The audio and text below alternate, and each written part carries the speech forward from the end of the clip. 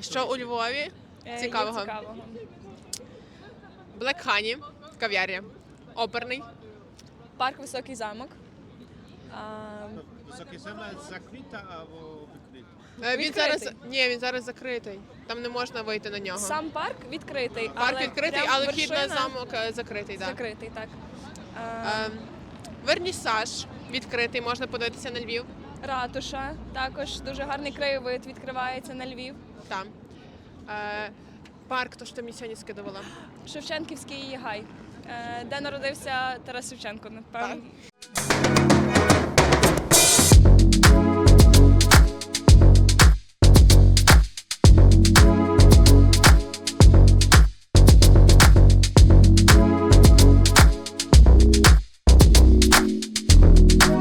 First do that I recommend for when you come to Ukraine is to make sure that you see some of the major cities' landmarks. Here I have the Lviv Opera House, and that is a cultural landmark here in the city of Lviv, where most guys who are coming here to Ukraine during this war are going to arrive in first when they enter Ukraine.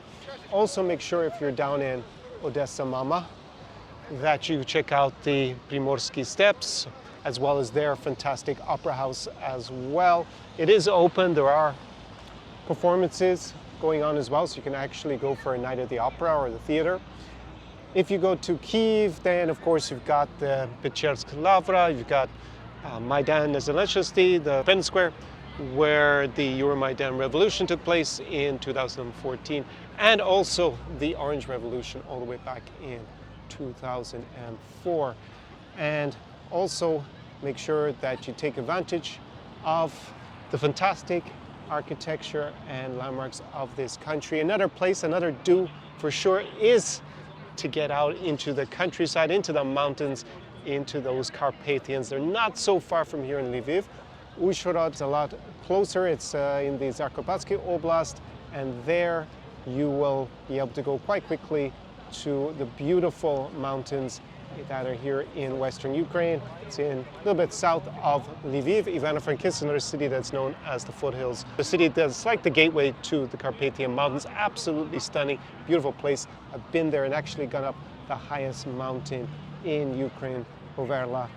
Fantastic, especially now that the weather is getting better as we come into late spring and early summer. It's going to be fantastic. So make sure that you take advantage of those more touristic elements of being here in Ukraine, in addition to going to some museums and immerse yourself in the culture, especially in Ukrainian culture at this very key time in Ukraine's history. So do number 3 when you come here to Ukraine is you must experience Ukrainian cuisine. It is so delicious and mouthwatering because this country is famous as the breadbasket of the broader region. It has its black soil, and particularly here in the south of Ukraine, in Odessa, it has a fantastic climate. So the natural produce that you get off the fields here is absolutely incredible. It always strikes me when I return to Ukraine just how much tastier the food here is. Basically, most of the ingredients that locals are eating is all organic. It's just like the default here, and it is just an incredible part of the world for agriculture. So some of the main staples of the traditional Ukrainian food are borscht, which is actually protected by the United Nations now as a Ukrainian dish. We have vareniki, which are dumplings, and we have salo, which is like your pork fat, and this borscht is actually a soup. It's a beetroot soup. There are lots and lots of different variations of it. However, that is just the very classic traditional Ukrainian food. As you travel around the country, I made so many videos outlining the different regions and the different foods that Ukraine has to offer, particular dishes. You can go up into the mountains, the Carpathians, and then you have a completely different variation of the cuisine. You have holopsi, you have mititi, if you go here, mamaligi even, pretty similar with the Bessarabian cuisine. You have different cuisine as you travel throughout the country that is more specific to the city or the region. And you have modern twists and all of that. So not just you have Ukrainian cuisine, but you also have great food in the restaurants in different styles. It is a very cosmopolitan place which blends the traditional cuisine with more modern variations and international selections. So really, Ukrainian food is a must-have. It's hard to come here and not eat for sure. And then the fourth do is to learn some of the Ukrainian language. If you're here in, say, a more touristic part of the center of Odessa or Lviv or Kiev, it shouldn't be too much problem to communicate in basic English nowadays. Differs across the country, the level of English in terms of whether people are rural versus urban area, educated versus less educated, younger versus older. But in general, you'll be fine in the touristic centers. However, learning some Ukrainian will go a long way to endear you with Ukrainians, in particular as Russia's foreign policy uses the excuse that many people here are native Russian speakers, particularly in the south and east, as a justification in their foreign policy of aggression towards Ukraine. So definitely speaking Ukrainian will have an impact. So learn some basic phrases, just the pleasantries at the very least.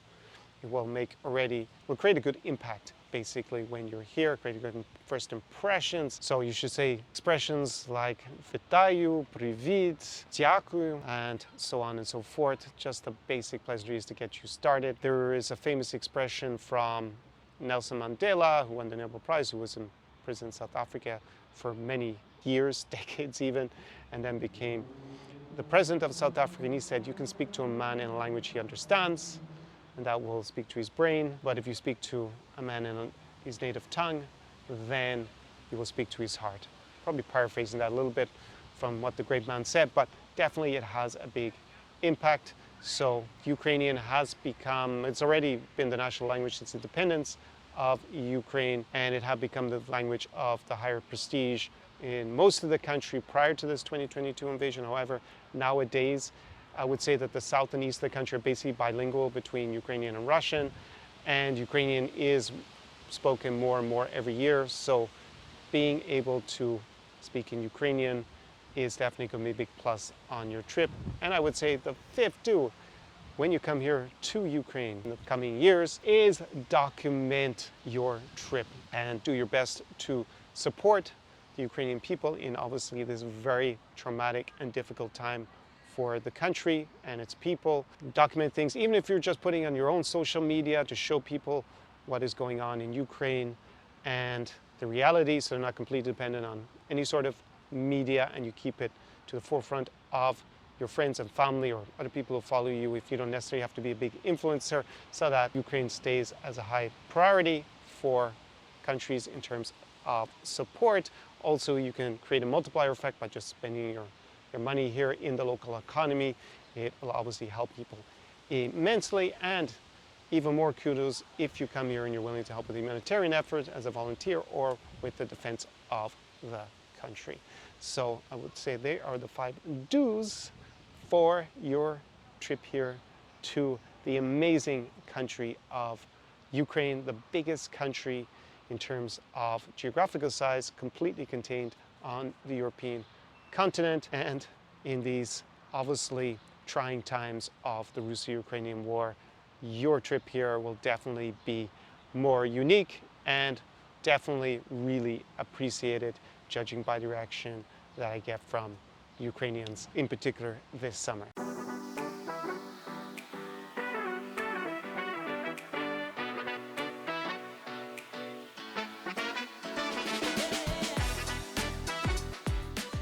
If you are considering traveling to Ukraine during these times of the Russo-Ukrainian war, I have the perfect companion for you in the form of my guidebook to coming here to Ukraine during the war. It is called The Insider's Guide to Ukraine During the War, and it is available down below via the link in the description to this video. Inside, you're going to find the best logistical information for traveling to Ukraine, what it's going to be like when you get here, how to stay as safe as possible. On top of that, there's also my hospitality guide for cafes, restaurants, bars, not just here in Odessa Mama, Odessa Opera House, world famous just behind me, but also in the capital Kyiv and 3 cities further to the western Ukraine, Uzhhorod, Chernovtsi, and the lovely city of Lviv. So all that great stuff is contained in the guide. It will save you just a huge amount of time if you are coming here to Ukraine. And on top of that, just up the road from Odessa is Moldova and its capital Chisinau. I also have a similar guidebook for traveling to Magical Moldova. It's called The Insider's Guide to Magical Moldova. It's also available down below if you click on the other link in the description to this video. And there it will focus on the capital of Moldova, Chisinau, and the best bars, clubs, shisha lounges, restaurants, and cafes. I compiled the information there over 4 summers. On top of that, I also have a guide to the top 10 vineyards in Moldova, because Moldova is super famous for its wine. It is really a phenomenal national treasure there, the viticulture, and it was thoroughly enjoyable compiling all the information for that guide over 4 summers. I basically invested probably hundreds of hours going to all the different places in Chisinau and all the vineyards. So save yourself a huge amount of time in figuring out which are the best places to go to on your trip to Moldova or to here in Ukraine. Those are down below in the description.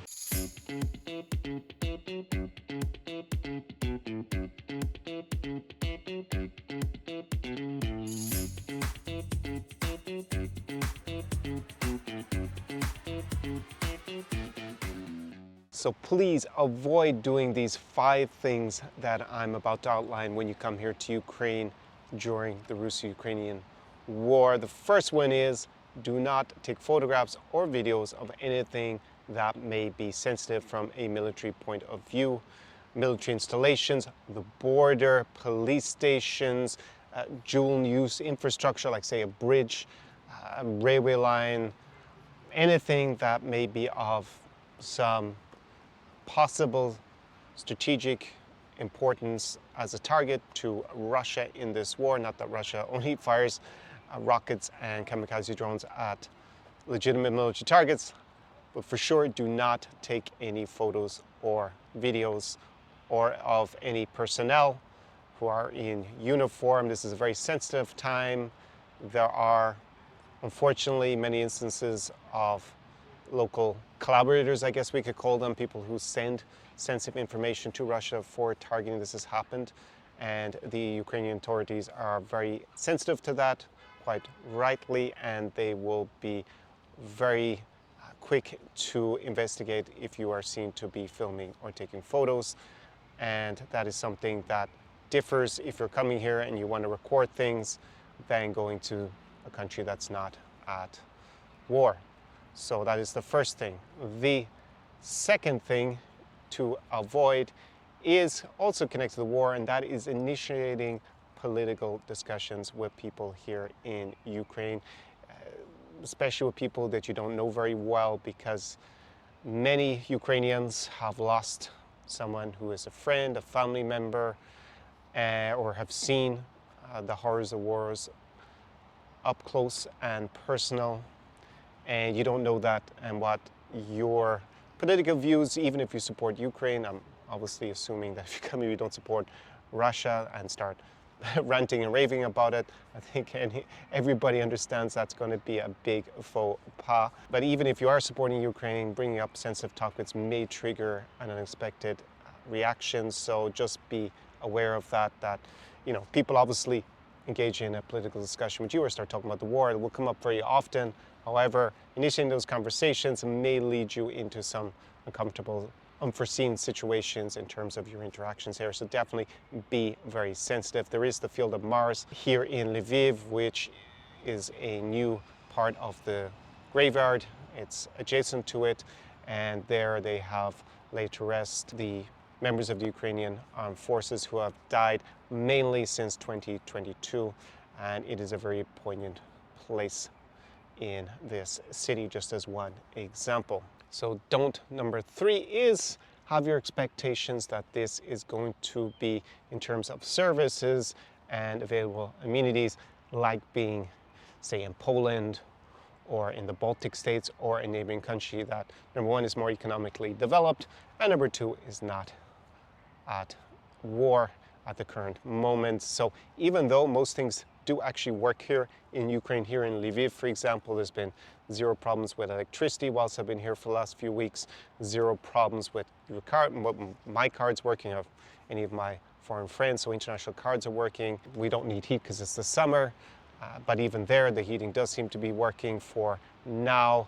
And the internet is pretty strong here in Ukraine, at least in the cities like Lviv, so you do have a big semblance of normality. However, don't come with the expectations that it is going to be like going to Dubai in terms of services in general, and definitely at this time of war you may experience some intermittent issues with getting some services. It is unpredictable. Russia might blow up a substation nearby and you might end up with no electricity for a few hours, as an example. So come with the understanding that perhaps the normal amenities that you're used to and services mightn't be possible at all, or in part depending on where you are in Ukraine. That would be probably more of an issue if you go to smaller towns where maybe the infrastructure isn't as good and they don't have as much backup when Russia does strike maybe the energy, for example. Don't number 4 is come with the expectation that everybody speaks amazing English or even Russian. The Russian language is widely understood in large parts of Ukraine. It is spoken as a native language by many people, especially in the east and the south. However, Russia and its foreign policy have outlined that they believe they have a right to intervene militarily to protect Russian speakers, i.e. that they basically have a right to invade and kill people who speak Russian no matter where they reside. And as a result, the use of Russian has dramatically declined. I would say since 2014, it had already declined quite a bit and the status of the languages had changed, but that has accelerated with the 2022 invasion. Here in Lviv, in general, most people, in any case, speak Ukrainian, use Ukrainian as the main language. It is quite unusual for me to hear Russian. I do hear it sometimes here in Lviv,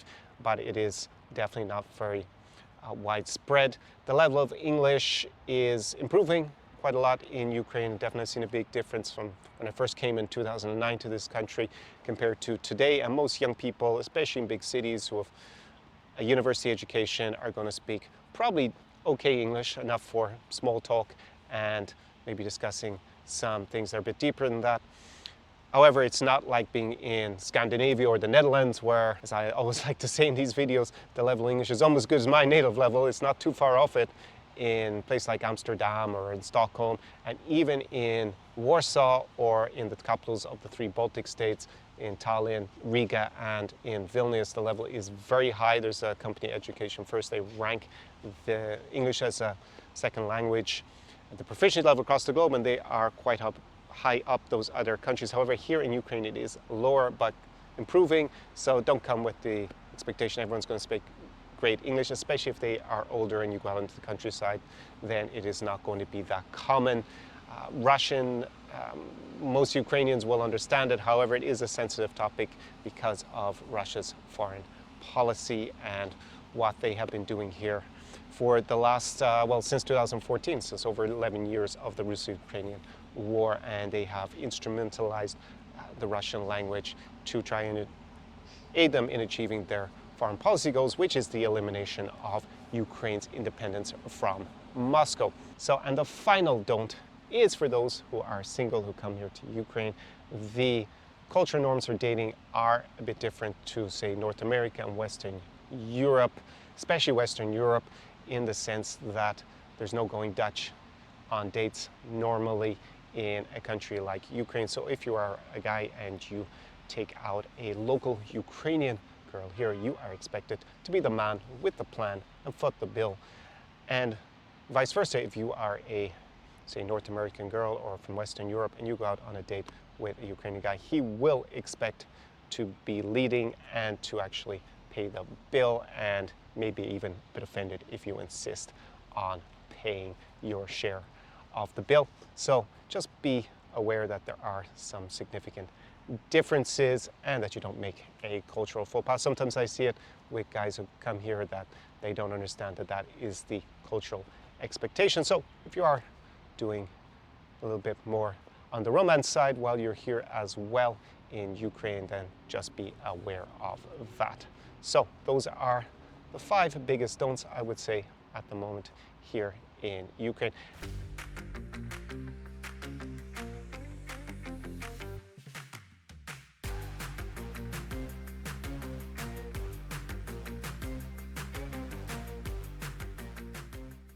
Are you planning a trip to Ukraine during this time of the Russo-Ukrainian war? If so, then I am your Irish insider here on the ground. I'm here currently in Odessa with the historic Opera House just behind me. And I'm here to advise you about how to get the most out of your trips, how to stay as safe as possible, and how you can contribute to the Ukrainian cause. If you're interested in being with me personally, I have my in-person immersion. You can apply for that down below. There is a link in the description. It is by application only. It will not be the same as the New Europe experience that I have in other parts of the region where there is no curfew and we have nightlife that is a lot more extensive. There is some more limited nightlife here in Ukraine, and it is a different schedule. If you think that's for you and you would like to have my in-person support, then once again apply via the application form down below in the description to this video. And it could be you here with me, in spite of everything, in a city like Odessa, Ukraine, on the shores of the Black Sea very soon. That's for you. Chat soon, and Slava Ukraini, do peremоги.